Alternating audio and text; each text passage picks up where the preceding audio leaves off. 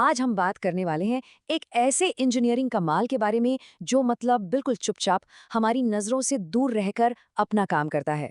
जी हाँ, हम बात कर रहे हैं सबमर्सिबल पंप की। अच्छा, कभी ये सोचा है कि जमीन के इतने नीचे से मतलब सैकड़ों फीट गहराई से पानी ऊपर कैसे आ जाता है? ऐसा लगता है मानो ग्रेविटी के खिलाफ जा रहा हो, है ना? तो ये एक ऐसा सवाल है जिसका जवाब छिपा है फिजिक्स और इंजीनियरिंग के एक जबरदस्त कॉम्बिनेशन में। और इसी सवाल का जवाब है ये मशीन। देखिए, ये कोई मामूली मोटर नहीं है, ये है एक सबमर्सिबल पंप। और इसका नाम ही इसकी खासियत बताता है। इसे डिजाइन ही किया गया है पानी के अंदर डूबे रहकर काम करने के लिए। तो फिर तैयार हैं? चलिए, इसके अंदर झांक कर देखते हैं कि आखिर ये करता क्या है। ये कैसे बिजली की ताकत को पानी को ऊपर धकेलने वाली जोरदार पावर में बदल देता है। और इसकी कहानी शुरू होती है बिजली से रोटेशन, यानी घूमने तक के सफर से। पानी को ऊपर तक पहुंचाने का जो पूरा का पूरा सफर है ना, वो शुरू होता है पंप के पावर हाउस से। और वो पावर हाउस है इसकी इलेक्ट्रिक मोटर। सही में सारी की सारी एनर्जी यहीं से बनती है। अब देखिए, मोटर के अंदर ना दो मेन पार्ट्स होते हैं। सबसे पहला है स्टेटर। अब नाम से ही अंदाजा लग रहा है। स्टेटर मतलब स्टेशनरी, यानी ये अपनी जगह से हिलता नहीं है, बिल्कुल स्थिर रहता है। असली जादू तब होता है जब इसकी कॉइल से बिजली गुजरती है। ऐसा होते ही ये एक घूमता हुआ मैग्नेटिक फील्ड, एक रोटेटिंग मैग्नेटिक फील्ड बना देता है। और फिर आता है दूसरा हिस्सा, रोटर। ये है घूमने वाला खिलाड़ी। इसकी बनावट ही ऐसी है कि ये स्टेटर के बनाए हुए उस मैग्नेटिक फील्ड का पीछा करने के लिए मजबूर हो जाता है, बिल्कुल वैसे ही जैसे एक चुंबक दूसरे को अपनी तरफ खींचता है ना? बस इसी खिंचाव के चक्कर में ये रोटर जोर जोर से घूमने लगता है। तो पूरा प्रोसेस देखा जाए तो बहुत सिंपल है। स्टेप 1, स्टेटर ने एक घूमता हुआ मैग्नेटिक फील्ड बनाया। स्टेप 2, रोटर उस फील्ड के पीछे भागा। और बस वो खुद और उससे जुड़ा शाफ्ट दोनों हाई स्पीड पर घूमने लगते हैं। और यहीं पर इलेक्ट्रिकल एनर्जी मैकेनिकल एनर्जी में बदल जाती है।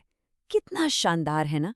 ठीक है, तो अब हमारे पास रोटेशन तो आ गया, मोटर घूम रही है, लेकिन अगला बड़ा सवाल ये है कि भाई, ये घूमना पानी को ऊपर कैसे धकेलता है? चलिए अब इसके पीछे की फिजिक्स को समझते हैं कि ये फ्लो कैसे बनता है। तो मोटर का ये जो तेज रोटेशन है ना, ये सीधे सीधे ड्राइव करता है पंप के दिल को। और इसे कहते हैं इम्पेलर। असल में पानी को स्पीड देने का, उसे धक्का देने का सारा जिम्मा इसी का है। यहाँ पर फिजिक्स का एक बहुत बेसिक सा प्रिंसिपल काम आता है, सेंट्रीफ्यूगल फोर्स, या हिंदी में कहें तो आप केंद्रीय बल। सोचिए, जब आप किसी चीज को रस्सी से बांधकर गोल गोल घुमाते हैं तो वो बाहर की तरफ भागना चाहती है ना? बस इम्पेलर भी पानी के साथ ठीक यही करता है। वो पानी को अपने सेंटर से पकड़कर जोर से बाहर की तरफ फेंकता है। और इस एक एक्शन से ना दो बहुत जरूरी चीजें होती हैं। पहली ये कि जैसे ही इम्पेलर पानी को बाहर फेंकता है, उसके सेंटर में एक खाली जगह सी बन जाती है, एक लो प्रेशर जोन। ये एक वैक्यूम क्लीनर की तरह काम करता है और ज्यादा पानी को अंदर खींच लेता है। और दूसरी चीज, जो पानी बाहर की तरफ फेंका गया वो पंप की दीवारों से टकराकर इकट्ठा होता है और एक हाई प्रेशर जोन बना देता है। और बस यही हाई प्रेशर उस पूरे पानी को ऊपर पाइप में धकेल देता है। तो अगर हम एनर्जी की इस पूरे सफर को देखें तो ये कुछ ऐसा है। शुरुआत हुई इलेक्ट्रिकल एनर्जी से, जिसने मोटर को पावर दी। ये बदली मैकेनिकल एनर्जी में, जिसने इम्पेलर को घुमाया। फिर इम्पेलर ने पानी को दी काइनेटिक एनर्जी, मतलब उसे स्पीड दी। और आखिर में यही काइनेटिक एनर्जी प्रेशर एनर्जी में बदल गई, जिसने पानी को ऊपर भेज दिया। क्या कमाल का ट्रांसफॉर्मेशन है। लेकिन एक सवाल अभी भी दिमाग में घूम रहा होगा कि आखिर इस पंप को पानी के अंदर डुबोकर ही क्यों रखते हैं, है ना? चलिए अब इसके पानी के अंदर होने के फायदों को समझते हैं। ये बहुत दिलचस्प है। मतलब इतनी मेहनत क्यों? पूरी की पूरी मशीन को पानी के अंदर डाल दो। क्या जरूरत है? जमीन के ऊपर रख कर भी तो पानी खींचा जा सकता था, जैसे नॉर्मल पंप करते हैं। तो आखिर ये सब क्यों? इसके पीछे एक नहीं, दो नहीं, बल्कि तीन बहुत बड़े कारण हैं। और यही तीन वजहें इसकी डिजाइन को जीनियस बनाती हैं। पहला, ये पंप को एक बहुत बड़े खतरे से बचाता है, जिसे कैविटेशन कहते हैं। दूसरा, ये पंपिंग की एफिशिएंसी को कई गुना बढ़ा देता है। और तीसरा, ये मोटर के लिए एक नेचुरल एसी का काम करता है।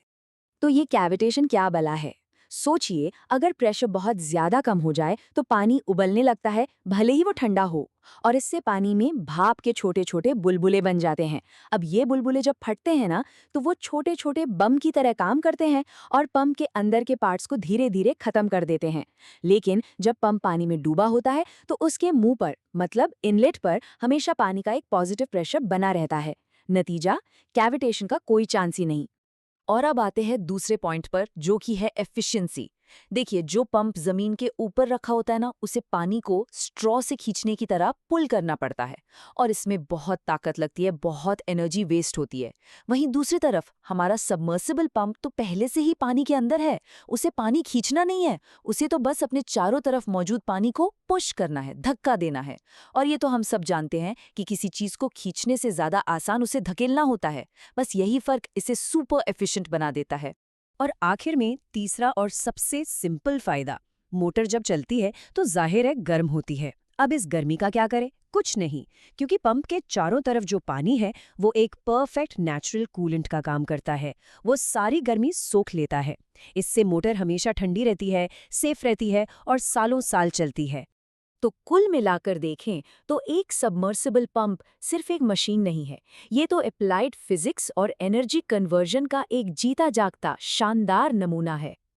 तो आज हमने क्या क्या सीखा? हमने देखा कि कैसे इलेक्ट्रोमैग्नेटिज्म मोटर को घुमाता है, कैसे सेंट्रीफ्यूगल फोर्स पानी में जान डालता है, उसे फ्लो देता है, कैसे प्रेशर का छोटा सा फर्क पानी को ऊपर उठा देता है, और कैसे ये सारे सिद्धांत मिलकर बड़ी खूबसूरती से इलेक्ट्रिकल एनर्जी को प्रेशर एनर्जी में बदल देते हैं। तो अब जाते जाते एक सवाल छोड़ जाते हैं।